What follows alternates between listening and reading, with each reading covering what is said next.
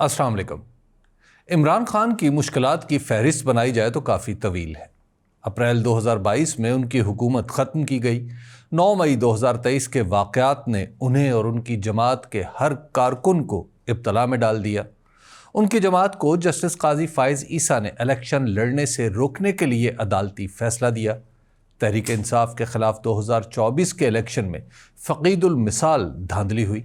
इमरान खान के ख़िलाफ़ मुक़द्दमात की तादाद सैकड़ों में है और वो ख़ुद अपनी अहलिया समेत जेल में है।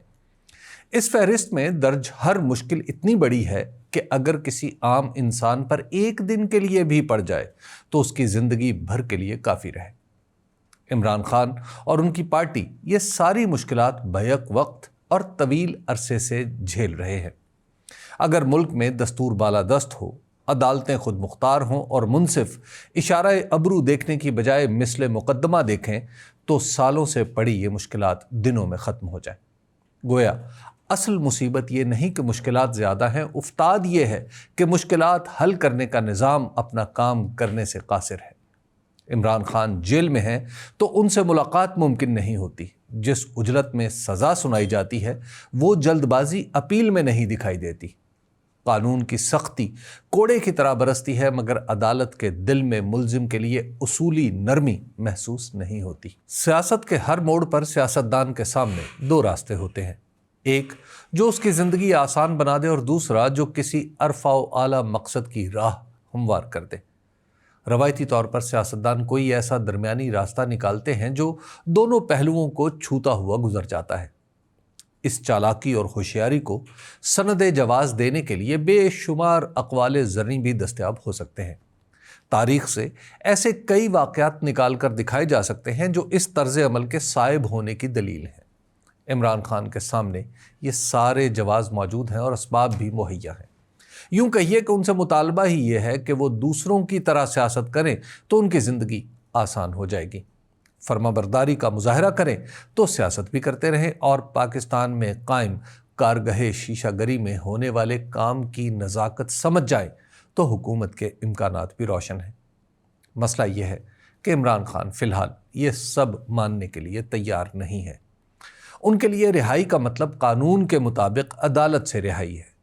अदालत का मतलब हर दबाव से आज़ाद ऐवान इंसाफ है। वो समझते हैं कि जो कुछ दस्तूर में लिखा है उस पर अमल होना चाहिए। ये उसूली बातें हैं, पाकिस्तान में पहले दिन से हो रही हैं। यह भी ठीक है कि कायदे आज़म ने अपनी 11 अगस्त 1947 की तकरीर में पाकिस्तानियों को इसी बारे में बताया था। ये सब कुछ दुरुस्त होने के बावजूद पाकिस्तान में कम ही लोगों ने इन उसूली बातों के लिए जेल काटी है, बल्कि अब तो मामला यहाँ तक पहुँच चुका है कि इन्हें किताबी बातें कहकर नज़रअंदाज कर देने का मशवरा पाकिस्तान में आम दिया जाता है।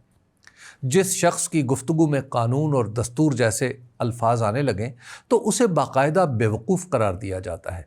अमलियत पसंदी की नसीहत की जाती है और उन लोगों के किस्से बताए जाते हैं जिन्होंने उसूलों के पीछे खामखा ज़िंदगी बर्बाद की होती है। इस मंतक के तहत नेल्सन मंडेला बेवकूफ़ करार पाते हैं और गांधी की हमाकतों का तो शुमार ही नहीं। इसी दलील के ताबे अजीमत बेमानी लफ्ज़ है, इस्तकामत हमाकत की मुतरादिफ सिफ्त है, दौलत कामयाबी का पैमाना है और हुकूमत खाक कैसे भी मिले कबूल कर लेना सियासत की मेराज है। इल्ला माशाअल्लाह मौजूदा हुकूमती बंदोबस्त में ऐसे ख्यालात रखने वाले इल्ला माशाअल्लाह मौजूदा हुकूमती बंदोबस्त ऐसे ख्यालात रखने वाले लोगों से भरा पड़ा है। ये लोग इमरान खान को बेवकूफ़ और सियासत नाआशना समझते हैं। यही लोग हैं जिनके नज़दीक इमरान खान अगर मौजूदा सियासी जमातों से गुफ्तो शनीद करें तो उनकी मुश्किलें आसान हो सकती हैं। ये राय पाकिस्तान तहरीक इंसाफ के अंदर भी बहुत से लोगों की है। उनका ख्याल है कि अगर तहरीक इंसाफ, मुस्लिम लीग नून और पीपल्स पार्टी से बात करें तो अच्छे नताइज निकल सकते हैं। ये रास्ता इमरान खान इसलिए इख्तियार नहीं कर रहे कि हुकूमत में शामिल दोनों बड़ी जमातें मौजूदा बंदोबस्त में किसी से बात करने की ताकत रखती हैं, न अपनी कही हुई बात मनवाने की सकत उनमें है। इसलिए उनसे मज़ाकरात बेमानी है। फिर यह भी कि इस तरह के मज़ाकरात के बाद जो कुछ हासिल होगा वो जेल में थोड़ी सी सहूलत के सिवा कुछ भी नहीं। इमरान खान तवील अरसे से कह रहे हैं कि मज़ाकरात सिर्फ इस्टेब्लिशमेंट से ही किए जा सकते हैं। اس وقت کی صورتحال میں اسٹیبلشمنٹ اندرونی سیاست میں عمران خان کے کردار سے شاکی دکھائی دیتی ہے، لہٰذا اس طرف سے یہ امید نہیں کی جا سکتی کہ بات چیت سے کوئی حل نکلے گا۔ اڑتی سی کچھ اطلاعات ضرور ہیں کہ اگر تحریک انصاف موجودہ حکومت سے کسی قسم کی کوئی مفاہمت کرتی ہے تو اسے اسٹیبلشمنٹ کی حمایت بھی حاصل ہوگی۔ اس کا اندازہ یوں ہوتا ہے کہ وزیر اعظم شہباز شریف کے سیاسی مشیر رانا ثناء اللہ خان بار بار تحریک انصاف کو بات چیت کی پیشکش کر رہے ہیں۔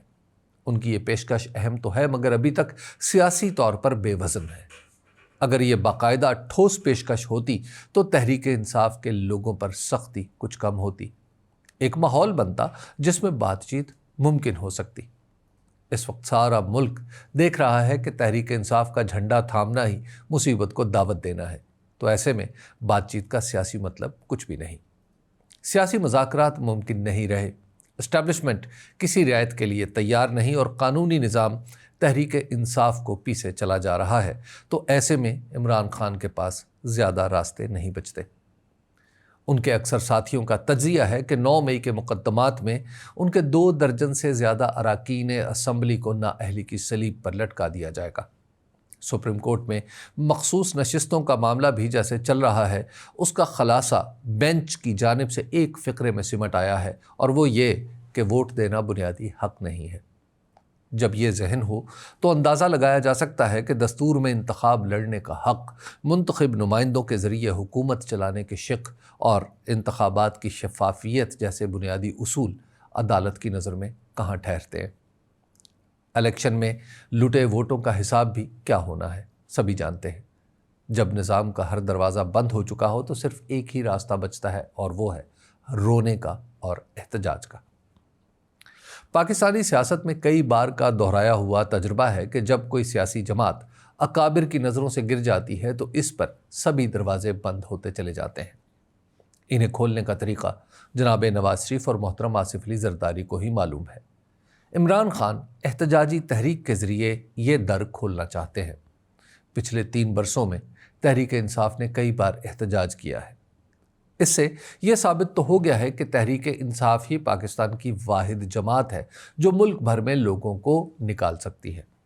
بہت سوں کی رائے ہے کہ اس کے سبھی احتجاج بے نتیجہ رہے ہیں، لیکن زمینی حقیقت یہ ہے کہ تحریک انصاف کی احتجاجی قوت ہی اس کو اب تک بچائے ہوئے ہے۔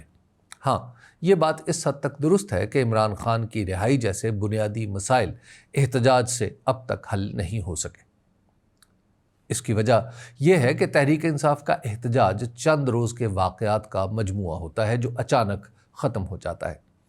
خاص طور پر خیبر پختونخوا کے وزیر اعلیٰ علی امین گڈاپور کی قیادت میں 2 بار احتجاج ہوا۔ اسلام آباد کے ڈی چوک کو منزل بنا کر وہاں پہنچنا طے کیا گیا، لیکن دونوں بار ہی اس کا انجام غیر متوقع ہوا۔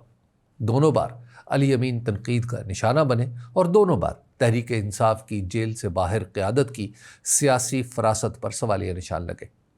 یہاں سوال پیدا ہوتا ہے کہ کیا اب تحریک انصاف عمران خان کے حکم پر چند روزہ احتجاج کرے گی یا یہ پہلے سے کچھ مختلف ہوگا؟ سیاسی اعتبار سے دیکھا جائے تو موجودہ حکومتی بندوبست کسی احتجاجی تحریک کا متحمل نہیں ہو سکتا۔ اس بندوبست میں شامل سبھی لوگوں کو پتہ ہے کہ ان کی حکومت 2024 کے الیکشن میں پڑے ہوئے ووٹوں پر نہیں بلکہ الیکشن کمیشن کے جاری کردہ کاغذوں پر کھڑی ہے۔ یہ کاغذی بنیاد اتنی کمزور ہے کہ کوئی بھی احتجاج اسے جھکنے پر مجبور کر سکتا ہے۔ اس لیے اس طرح کی سرگرمی سے نمٹنے کے لیے اس کا طریقہ کار سیاسی نہیں خالصتاً انتظامی ہے، جو سڑکوں پر کنٹینر لگانے سے شروع ہوتا ہے اور گولی چلانے تک پہنچ جاتا ہے۔ اس ماحول میں اگر تحریک انصاف سڑکوں پر آتی ہے تو اسے بھی اپنی حکمت عملی تبدیل کرنا ہوگی۔ شاید ایسا ہو بھی رہا ہے۔ چند دن پہلے اسلام آباد میں تحریک انصاف کے اتحادی اور سنی اتحاد کونسل کے سربراہ صاحبزادہ حامد رضا سے بات ہوئی تو وہ بتا رہے تھے کہ انہوں نے احتجاج کا طریقہ کار اور مختلف مراحل کو تجاویز کی صورت میں ایک رپورٹ میں ڈھال دیا ہے۔ اس رپورٹ کے مندرجات ابھی سامنے نہیں، لیکن ایسا معلوم ہوتا ہے کہ اب کی بار احتجاج شاید اسلام آباد سے باہر ہی رکھا جائے گا اور آہستہ آہستہ مختلف مرحلے طے کرتا ہوا کسی نتیجے پر پہنچے گا۔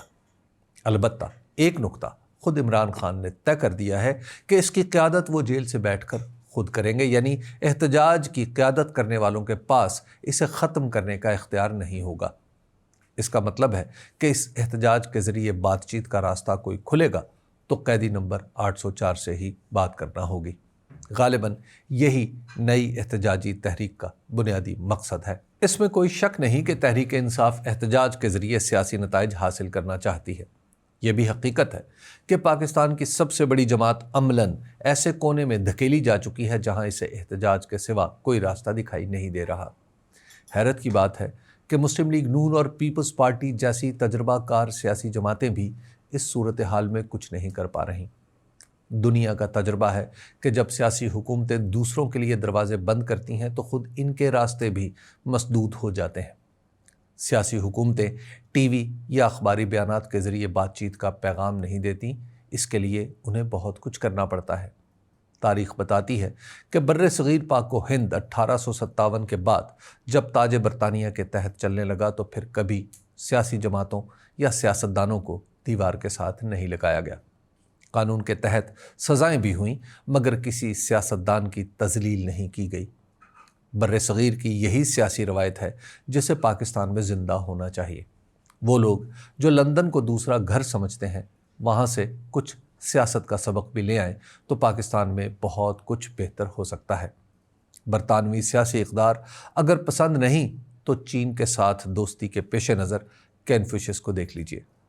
اس دانا مرد نے بہترین حکمران کے بارے میں کہا ہے کہ جب وہ محفوظ ہو جاتا ہے تو آنے والے طوفان سے بے خبر نہیں رہتا۔ حالت امن میں بھی جنگ اس کی نظروں سے اوجھل نہیں رہتی۔ سب کچھ اس کے حکم پر چل رہا ہو تو بھی عوام کی بے چینی سے وہ پہلو تہی نہیں کرتا۔ جب وہ ان سب چیزوں کا خیال رکھتا ہے تو اس کی حکومت اور ریاست محفوظ رہتی ہیں۔